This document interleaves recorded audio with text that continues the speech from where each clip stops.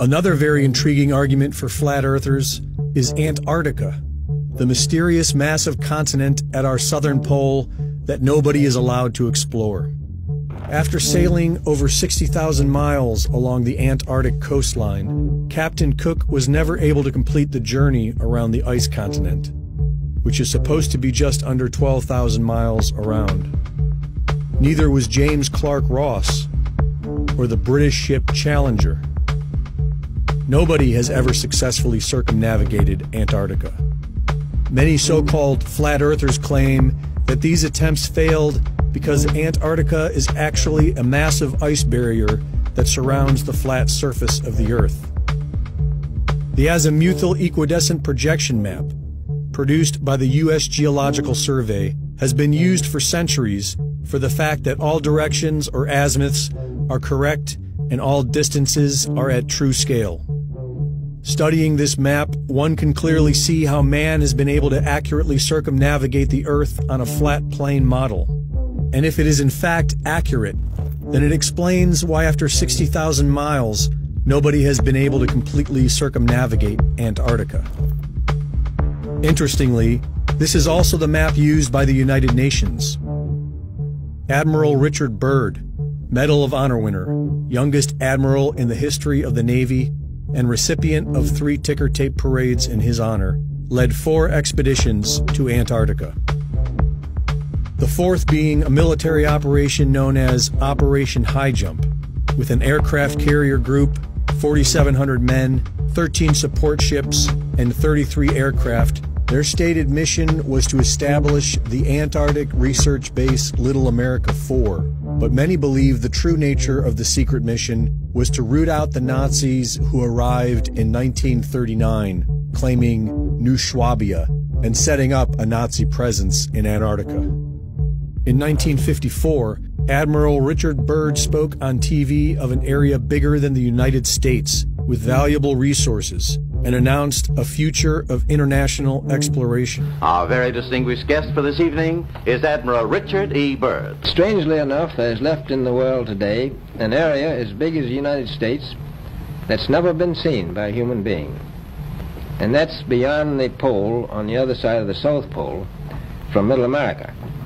We've found enough of coal within 180 miles of the South Pole in a great ridge of mountains. It's not covered with snow, enough to supply the whole world for quite a while.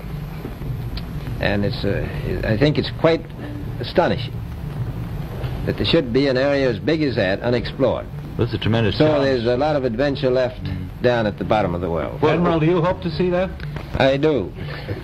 So I'm willing to say to you that there will be a number of expeditions that will follow, I think, year after year, at the bottom of the world, because the government has really become interested.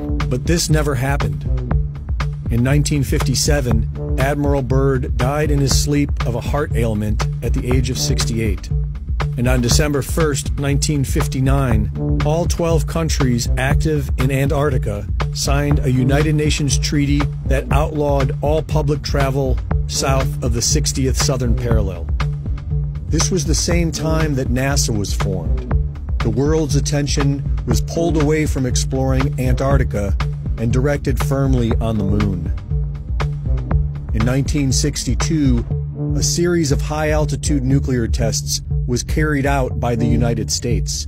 It was called Operation Fishbowl, which has caught the curiosity of many flat Earth researchers because the flat Earth model shared by the ancients was one where we lived within a sphere, upon a flat surface, and surrounded by a massive dome, like a fishbowl, or The Truman Show.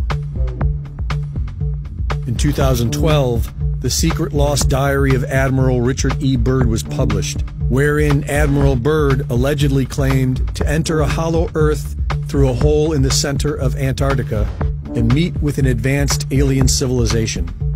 The diary provides no evidence of being authentic, and many would suggest that it portrays the distinguished admiral as a crackpot and strange tales of Antarctica as fantasy.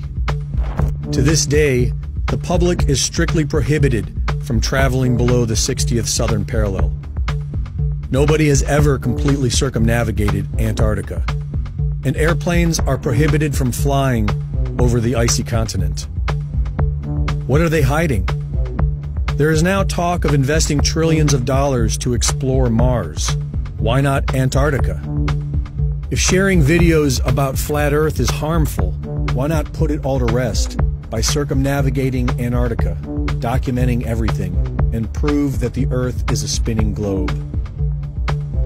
For Infowars.com, this is Greg Reese.